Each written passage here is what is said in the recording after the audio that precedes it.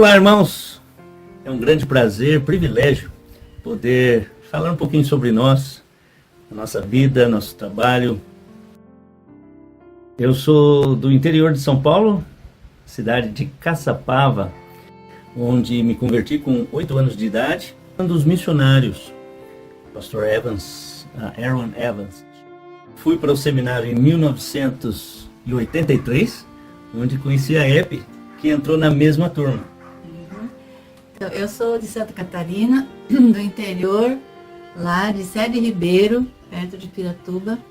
Com 18 anos eu fui para Rio Grande do Sul para estudar e em 1978 eu aceitei Cristo como meu Salvador. E depois disso eu entrei na Igreja Batista, lá, Batista Regular, e em 83 também senti o desejo de ir para o seminário, onde a gente estudou junto. Mas o fato de eu estar na Igreja Batista não fazia de mim um cristão.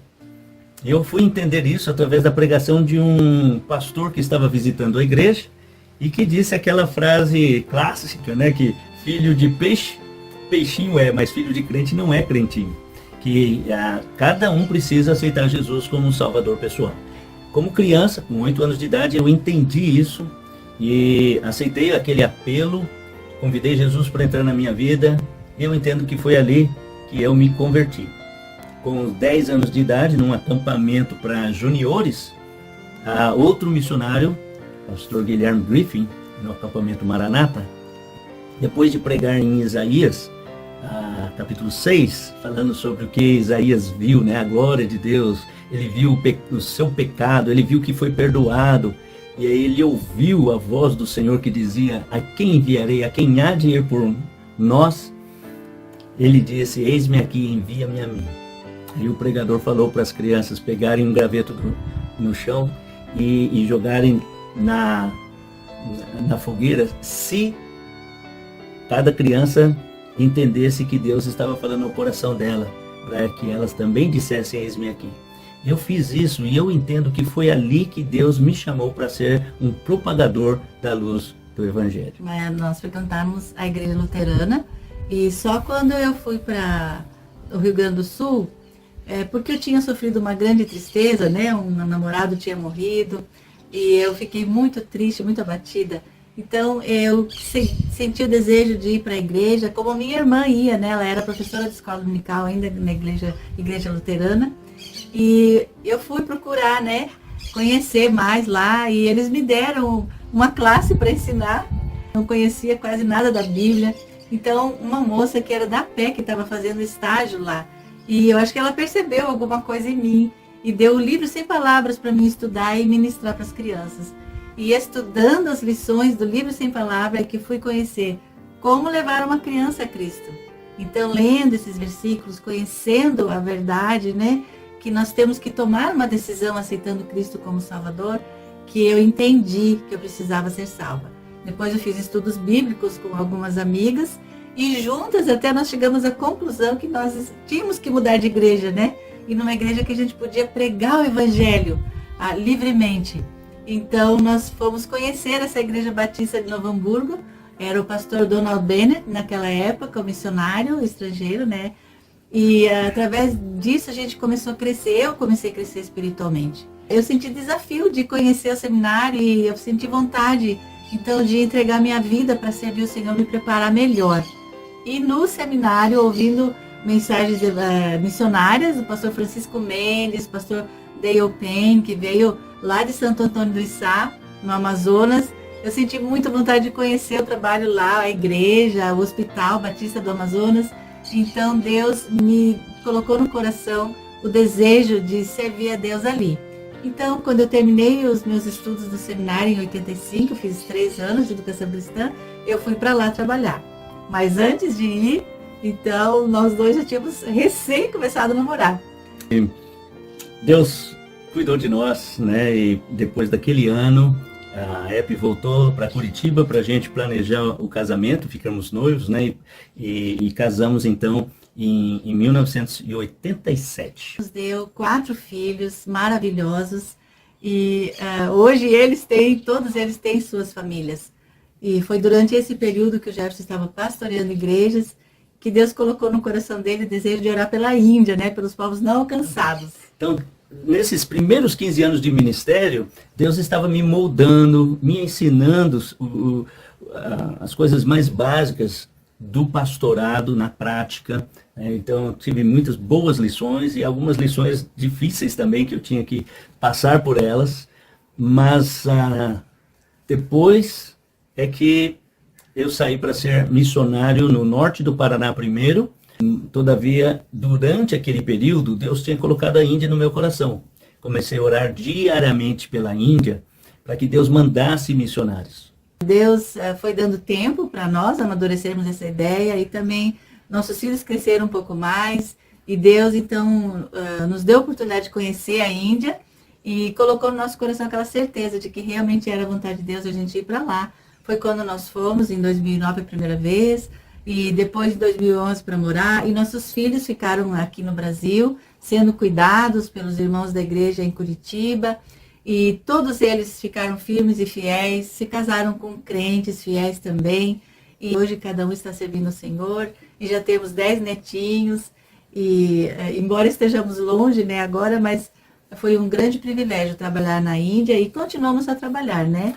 Fizemos conferências lá, e a partir daí, então, nós começamos a planejar nossa mudança, e nós fomos para a Índia em 2011, e durante esse período, né, nós fomos aprendendo algumas das diferenças que existem na Índia, né?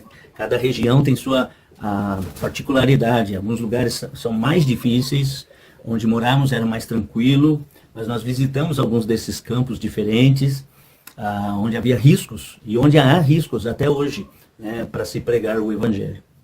Então foi lá, desde daquele tempo que nós conhecemos vários casais, hoje nós temos 10 casais, e até hoje todos eles estão firmes e fiéis, e as igrejas do Brasil têm ajudado, né, enviando suas ofertas, e nós repassamos para eles. É claro que com muito cuidado, porque o governo indiano é hindu e eles não têm nenhum prazer de ajudar, né? Então, através desse trabalho e também o Jefferson com o Amiá, o pastor Amiá, um deles, né?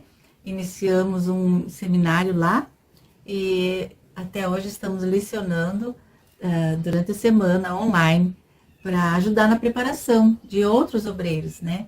Que não teriam como deixar tudo e ir para um seminário, estudar inglês, por exemplo.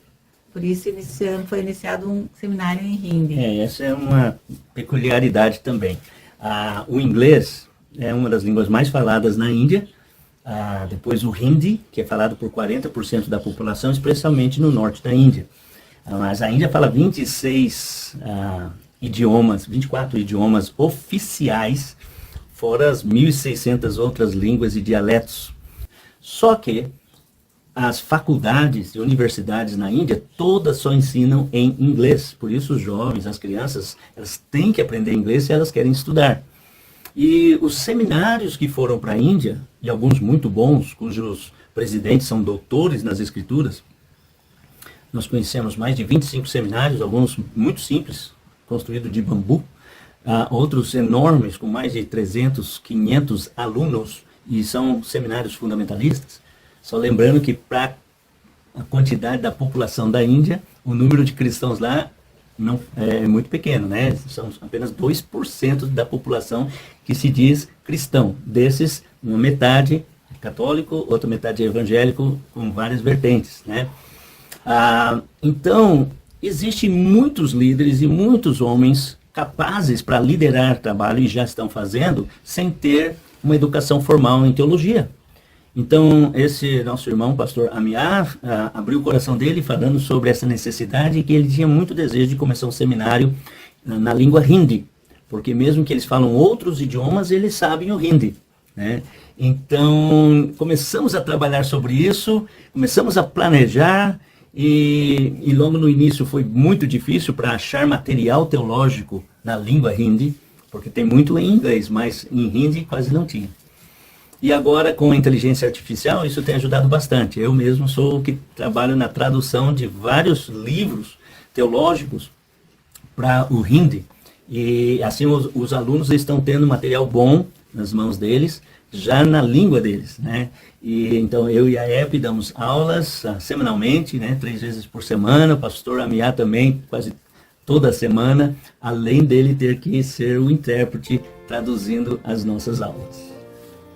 Então é isso, irmãos. Pedimos suas orações, tanto para nós. Nosso pedido principal é que nós estamos aqui em Rondônia, já que não podíamos permanecer direto na Índia, né? Só que nós precisamos de um pastor, um missionário para ficar aqui na igreja. Para que nós possamos ir para a Índia de novo, ficar um tempo lá. Nós queremos ir esse final de ano para estar na formatura dessa primeira turma do seminário, do bacharel. E também para que ele fique cuidando da igreja mesmo. Nós ficaremos auxiliando, né? Mas assim poderemos também falar desse trabalho, agradecer pessoalmente as igrejas que têm colaborado durante todos esses anos, dar um relatório mais completo, né, pessoalmente. Então é um pedido de oração bem importante. Então esse é nosso testemunho, uma explicação sobre o ministério. Eu espero que isso vai ajudar vocês a estarem em oração por nós, sim, com pedidos ainda mais específicos. Queremos agradecer aos irmãos o carinho, né, e o apoio que têm dado ao trabalho missionário. Que Deus abençoe.